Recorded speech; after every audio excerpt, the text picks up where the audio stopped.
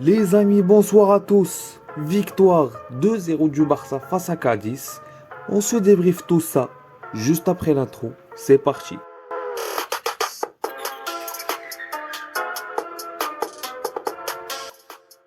Alors avant de commencer dans le débrief les amis, j'espère que vous allez bien. En tout cas moi je vais super. Le Barça gagne à domicile face à Cadiz 2-0. Et on garde nos 8 points d'avance sur le Real Madrid qui a gagné 4-0 hier. Donc c'est très bien, cette victoire nous permet de garder notre première place avant de rencontrer Manchester United le jeudi prochain. Et on enchaîne les amis avec l'avant-match. Je vous mets la composition du Barça et de Cadiz à l'écran. On s'est présenté avec un 4-3-3.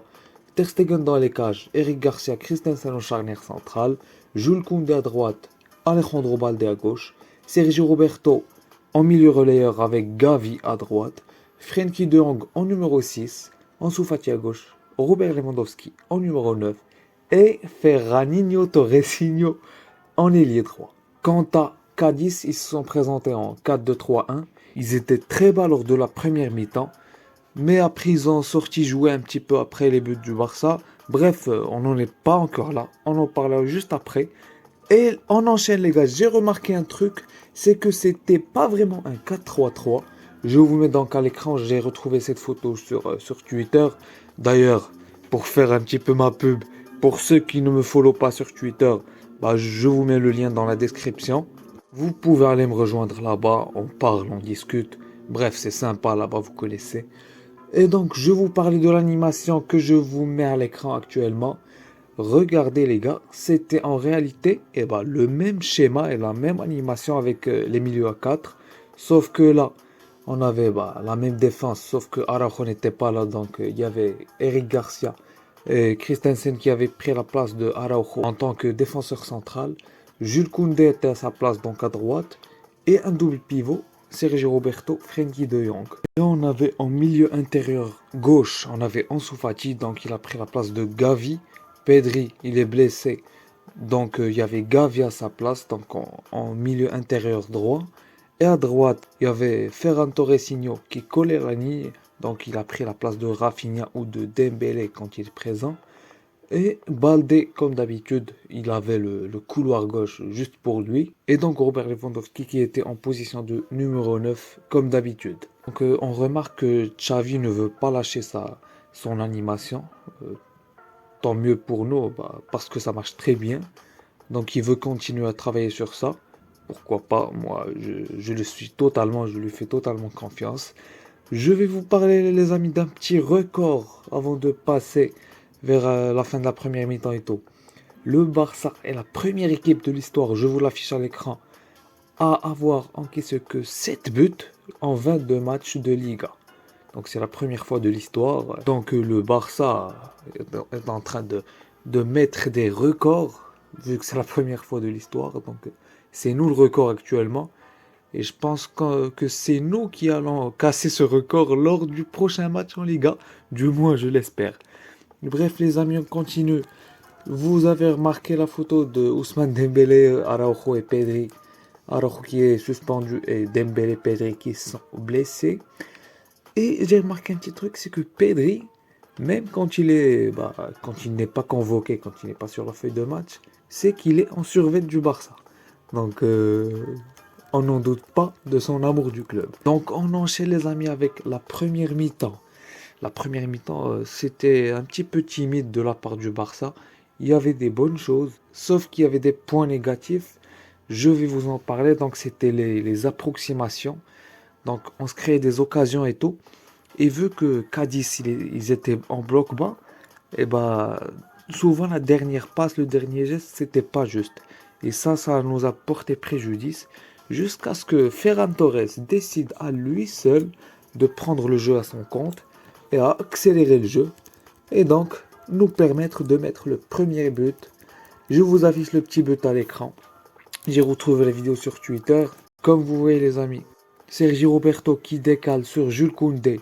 Jules Koundé qui donne le ballon à Ferran Torres qui collait la ligne. Ferran Torres qui crochette le premier joueur, qui crochette le deuxième joueur, qui passe le troisième joueur et qui centre. Il y a Lewandowski qui se jette sur le ballon, mais ça revient sur Roberto qui marque.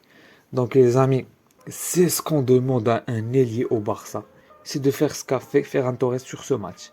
Et c'est ce que fait Dembélé quand il a son cerveau de branché.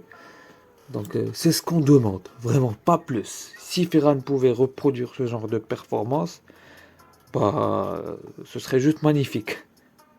Et 3 minutes après, il y a eu le deuxième but du Barça. Sergio Roberto qui fait mine de tirer. On connaît la spéciale Roberto. Il fait semblant de tirer.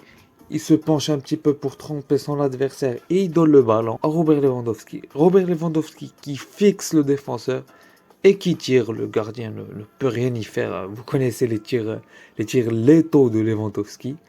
Donc ça fait plaisir pour Lewandowski qui va reprendre confiance. C'est très bien pour lui. Ces derniers temps, il y avait beaucoup d'imprécisions quand il devait finir. C'était très bon dans le jeu, mais dans la finition, là on l'attendait, bah ça pêchait lors des 3-4 derniers matchs. Mais c'est très bien pour lui d'avoir marqué avant de rencontrer Manchester le jeudi prochain, je vous rappelle. Et pour la deuxième mi-temps, les amis, la deuxième mi-temps, Cadiz était sorti jouer. Bah tant mieux pour eux pour essayer de revenir au score. Malheureusement, ou bien heureusement pour nous, ils n'ont pas pu revenir au score. Ils ont eu beaucoup d'occasions. D'ailleurs, la première mi-temps, j'ai oublié de vous l'évoquer. Ils ont marqué 2 buts, mais ils étaient largement hors jeu. Donc, ouais, donc ils se sont créés pas mal d'occasions sur contre-attaque. La deuxième mi-temps, ils sont donc sortis jouer. Et là, bah, il y avait beaucoup de mieux pour eux. Nous, on était en autogestion, entre guillemets. On se créait toujours des occasions via Ferran Torres, Gavi qui a été très bon lui aussi. Frenkie de Jong qui a pris le rôle de Busquets, donc il contrôlait le tempo et tout. Christensen, les gars, j'ai oublié, désolé vraiment. Désolé d'avoir retardé le sujet. Je demande pardon à Christensen. Parce que les gars, dites-moi, c'est Christensen ou c'est Beckenbauer? Non, non, non, sérieusement les gars. C'est Beckenbauer, c'est Maldini, c'est qui lui? Non, franchement, Christensen, incroyable. Sur le contre-pressing, c'est le meilleur. Il récupère des ballons à 30 mètres des cages adverses. Et il donne le ballon à Ferran Torres. Ferran Torres, il provoque et tout. Il a été très très bon, Ferran Torres, cette première mi-temps. Comme Christensen. D'ailleurs, ils ont été très bons durant tout le match. Les amis, je suis désolé, le débrief part dans tous les sens. Et vous connaissez, c'est un débrief à chaud. Le match vient de se terminer et tout. Donc ça part un petit peu dans tous les sens.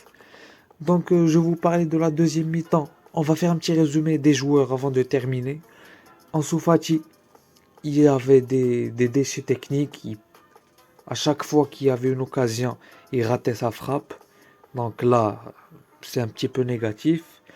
Le truc positif que je retiens sur Ansu Fati, vu qu'il est au fond du trou niveau confiance, c'est qu'il a été, au niveau de l'attitude, il a été irréprochable sur ce match. Il perdait des ballons, il donnait tout pour récupérer les ballons et tout. Contrairement au dernier match et à ses dernières rentrées. Là, il y a du mieux dans son attitude.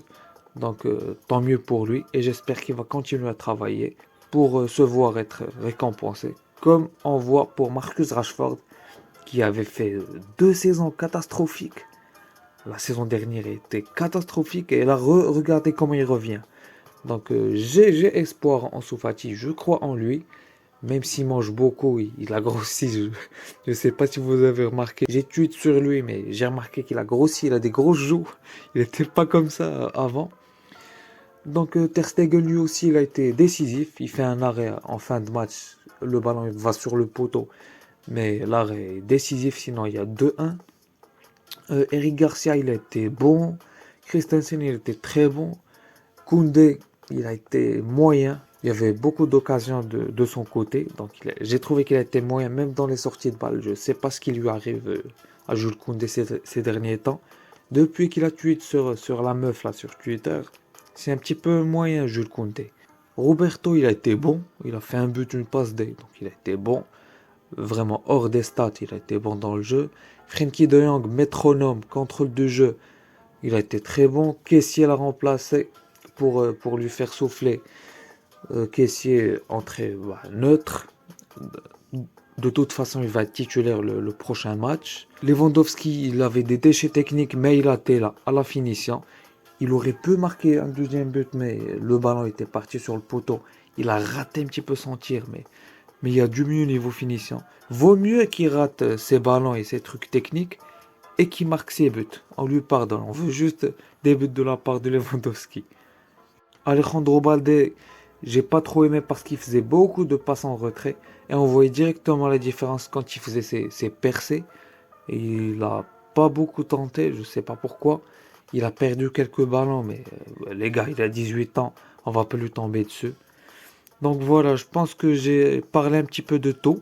Désolé les gars si le débrief est parti dans tous les sens. C'est un petit peu la beauté du débrief à chaud.